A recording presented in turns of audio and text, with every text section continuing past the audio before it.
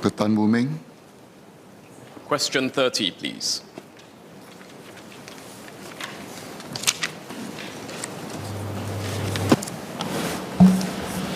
Mr. Speaker, may I please address questions 30 through to 33 together?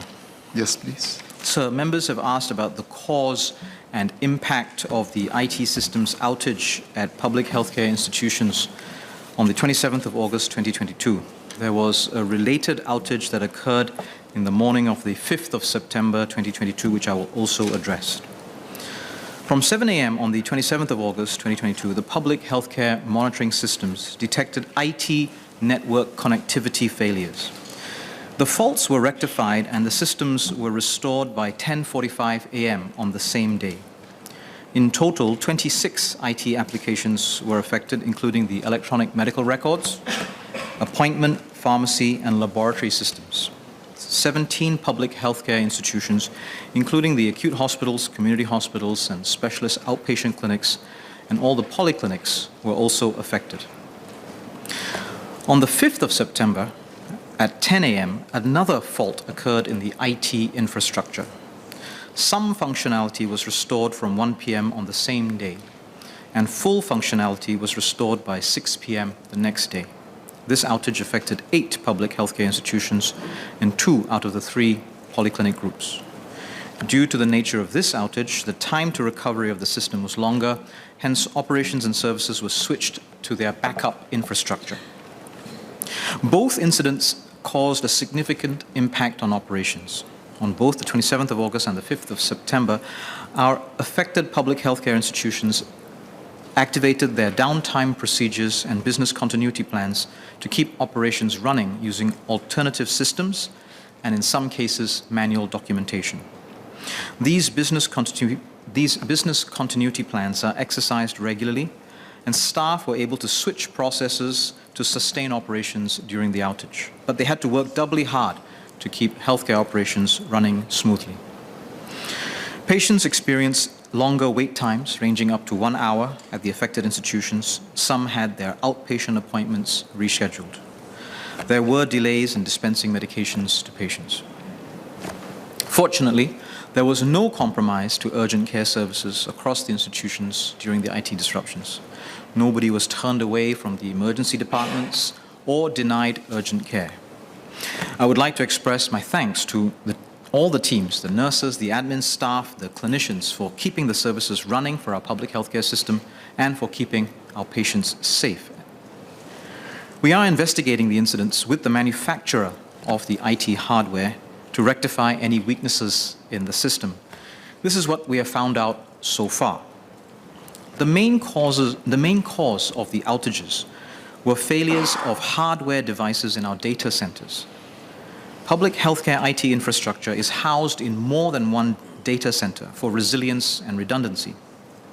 At each data center, there are a few firewall zones, and each firewall zone consists of multiple nodes. These are hardware devices which operate in tandem, so if one fails, the load of data traffic is managed by the other nodes in the cluster so that the service operation is uninterrupted. This system had generally been working well until the recent outages. On August 25th, 2 days before the incident that we are describing here, on August 25th, a node failed and the system resilience features kicked in and the services were maintained. The same thing happened on the 26th of August when another node failed and the systems and services continued functioning. On the 27th of August, when the engineers tried to restore the 2 failed nodes under the supervision of the manufacturer and following the manufacturer's procedures, which had been successfully used in the past, the operation failed. And it is this failed operation that caused the cluster of firewall nodes to malfunction and subsequently caused the outage. The engineers worked to reset the systems to the prior state without the function of the 2 affected nodes, and the service was progressively restored. The failure of the nodes was caused by bugs in the firmware of the devices. They have since been identified by the manufacturer, Cisco, and the devices have been patched. The outage on the 5th of September was caused by the simultaneous failure of 2 further nodes, again from the same manufacturer and of the same model. The way in which this failure on the 5th of September occurred was noted to be different from the previous incident. It was assessed that it would take longer to restore operations, and hence the decision was made to switch operations to the backup systems. The root cause of why these 2 nodes failed is still under investigation. There was a suggestion in one of the questions from members that the failures may be due to a lack of manpower at IHIS. IHIS has a headcount of 3,500 personnel. They have a lot to do and will always welcome more manpower, but a lack of manpower was not the cause of these failures. Our cybersecurity specialists are monitoring our network and systems for threats in our public healthcare network at all times. When the network problems occurred, IHIS initiated an investigation and also alerted the Cybersecurity Agency. Based on investigations thus far, there are no indications of security compromise to the affected systems. All the firewall hardware involved in the incidents are from the same established device manufacturer. Fixes for some of the issues have been made available and have been deployed. For the others, we continue to work with the manufacturer. In the meantime, we've increased capacity in the network for more operational buffer to increase resilience. I thank the members for their questions. We will continue to review our system design and architecture and invest in capabilities and readiness to reduce disruptions. Disruptions like this Disruptions like this can occur again in the future, and we continue to have at the ready backup systems, downtime procedures, and manual processes. Once again, Mr. Speaker, allow me to express my thanks to all the personnel of our public healthcare system who kept our patients safe and the services running, and for the members of the public who were involved and affected during these days for their patience and understanding as we tried to cope and mitigate the circumstances as best we could. Thank you. Dr. Tan Woo Meng.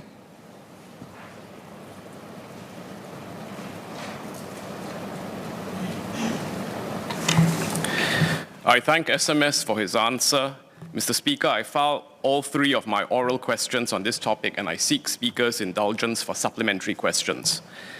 Let me first declare that I'm a healthcare worker at a public healthcare institution. I had Clementi residents contacting me. Some were affected and saw how hard it was on the doctors and nurses who nevertheless rose to the occasion and made efforts to help despite the outage. Some healthcare workers living in Clementi also contacted me to concern about the reliability of the system. I have the following supplementary questions for MOH. First, how do we benchmark our system's reliability and usability? Do we take reference from best-in-class examples elsewhere? How do we benchmark? Secondly, the minister mentioned that there were issues with a hardware item from a particular manufacturer. Do we know whether this hardware item has given similar issues elsewhere in the world? And if not, what is being done to look for other, as yet undiscovered, potential vulnerabilities? Thank you.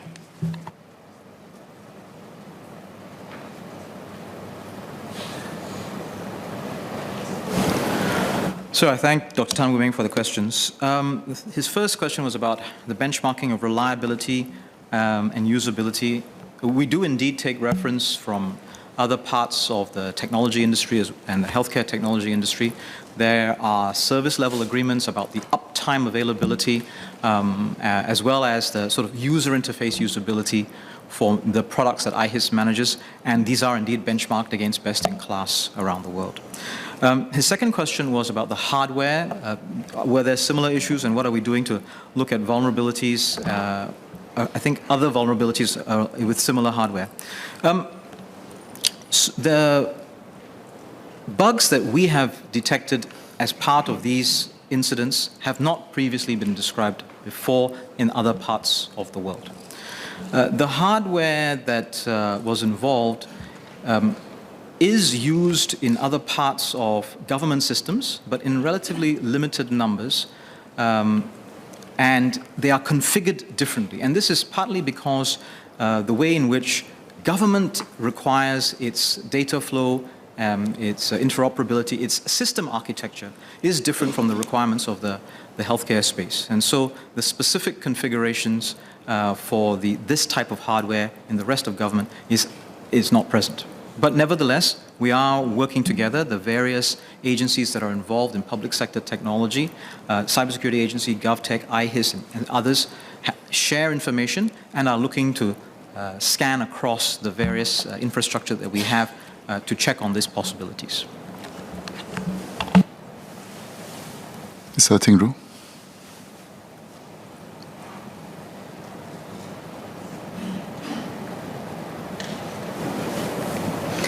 Thank you, SMS. I would like to ask, what support was actually given to frontline staff who were trying to cope with the outage?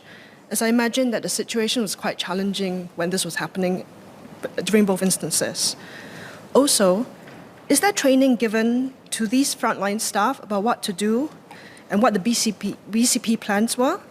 And also, do these plans need to be updated after what happened in the last two instances?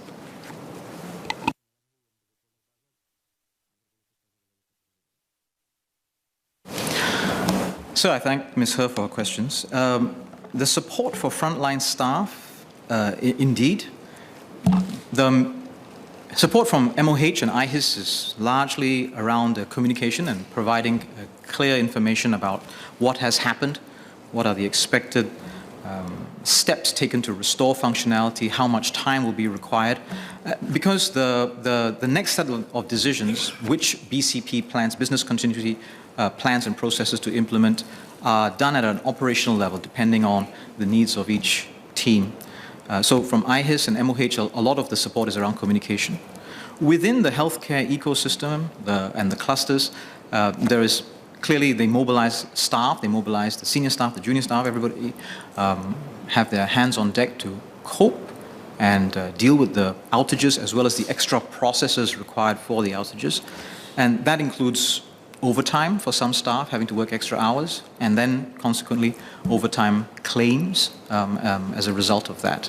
And so the entire team mobilizes together to support each other, and we provide as much support as we can to help them through this difficult time.